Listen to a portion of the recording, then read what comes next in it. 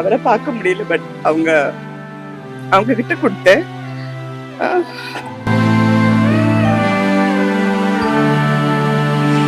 என்னோட பொண்ணோட கல்யாணத்துக்கு வந்திருந்தாங்க.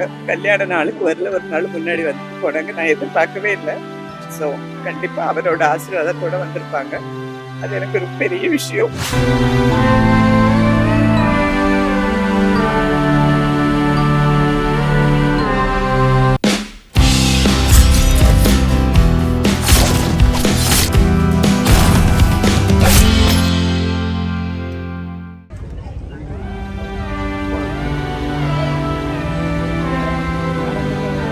சைடுல சட்டை நீங்க தலைவர் மறக்காதீங்க.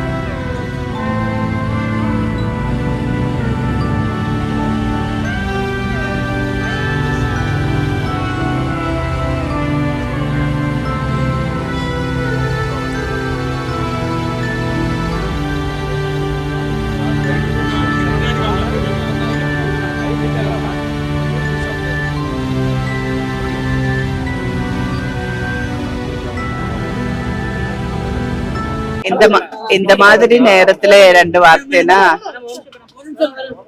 எப்படி சொல்றதுன்னு தெரியல. ஆனா நான் வந்து அவரை சினிமாவில் நடிச்சதுக்கு அப்புறம் நேரடியா பார்த்தது, ஊட்டியில ஒரு ஷூட்டிங்ல பார்த்தேன்.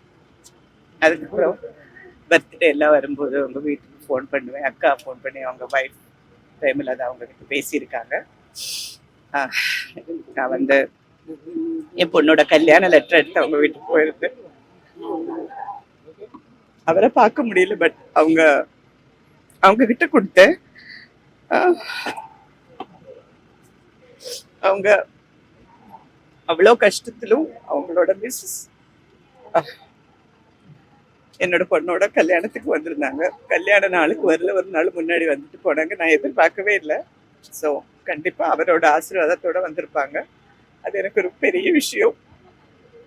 ஏன்னா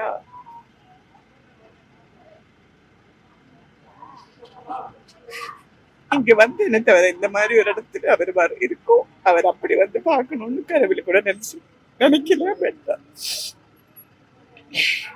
ஒரு நல்லவர், நல்லது செஞ்சிருக்காங்க. அது எப்பவுமே நம்ம கூட இருக்கும். இங்க வர முடிஞ்சது ரொம்ப சந்தோஷமா அப்படின்னு சொல்ல முடியாது. பட் அவ்வளவுதான். இதுக்கு மேல என்ன பேசுறேன்னு தெரியும்.